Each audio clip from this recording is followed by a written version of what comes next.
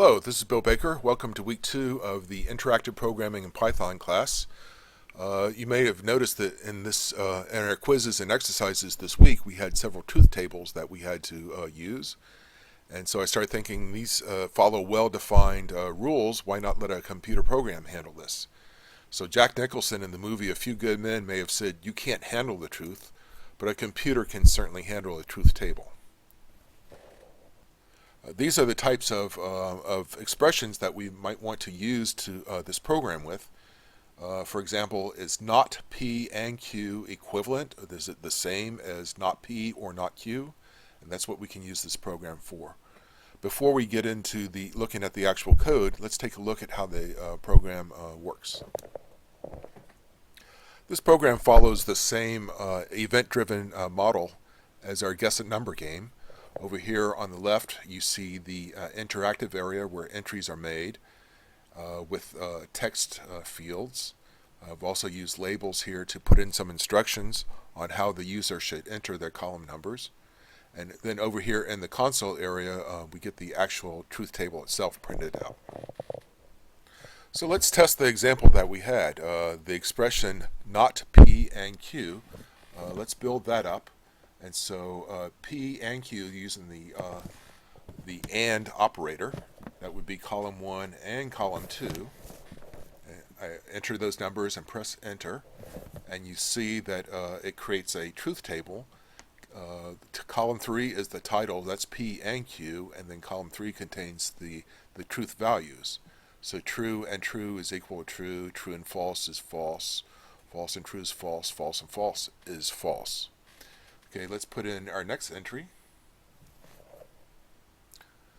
So next what we want to do is we want not column 3. So I come over here to the not text field, I put in column 3, I hit return, and you see our truth table takes and performs the not operation on column 3 and fills in column 4. It also creates this title. Okay, so now let's do the other half of that example that we wanted to check out. And that would be not P. So I'm coming over here to the text area. I'm going to put in column 1 in the not area and return. And so column 5 is the not P. We want to do the same thing with Q. So that would be column 2. And then what we also want to do is we want to OR those together. So up here in the OR text area, I'm going to OR column 5 and column 6. And so that fills in the result in column 7. So what we want to do, we want to compare column 7 to column 4, false and false, true and true, true and true, true and true. So in this case, the examples not P and Q is equivalent to not P or not Q. Okay, so now I'm going to hit the reset button and let's start with a new example. Okay, so now we want to play around. Let's get an example that always evaluates to be true in all different cases. So what we can do here is we can take column 1 and column 2 and OR those together. Okay, then we can take column, so you see all cases except the last case are equal to true. We might take column 3 and we'll not that. Okay, and then I'm going to OR columns 3 and 4 together. And so we have an example here, P or Q or not P or Q. That's in all cases it's equal to true. That's what would be called in logic a tautology. From a high level, let's take a look at the logic of this program. It follows the same example as our guess a number game. Probably a lot of the event-driven programs that we'll write follow this same model. You see here that first we have the logic that creates the frame, the labels, the text boxes, and the button in the interactive section.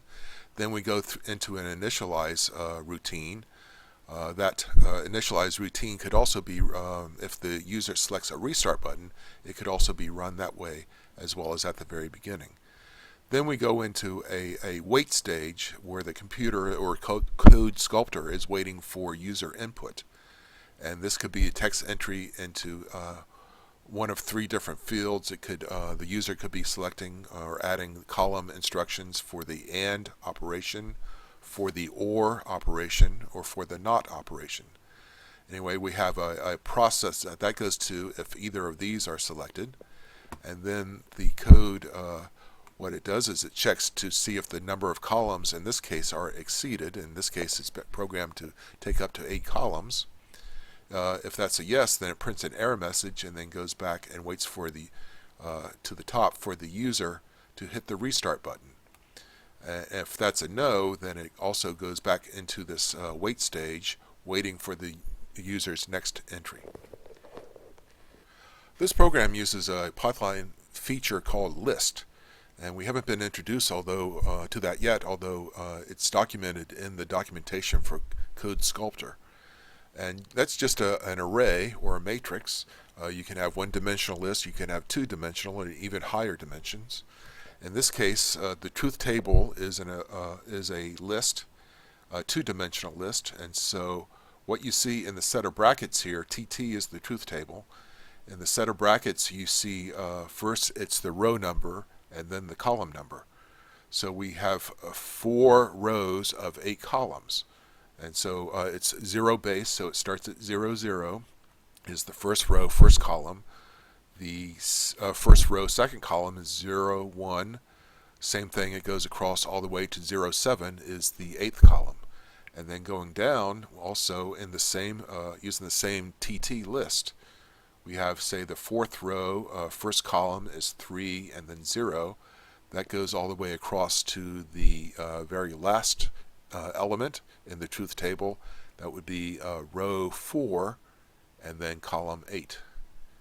So this is going to take advantage of this list feature where everything is nice and neat in columns, and that's how we can perform our AND, OR, and NOT operations as we go across and enter the column numbers to be created.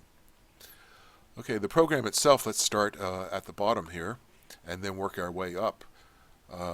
As before, we create a frame. We add different labels, and these labels include instructions to tell the user how to enter the column numbers. Remember, AND and OR take 2 columns, but NOT just takes a single column.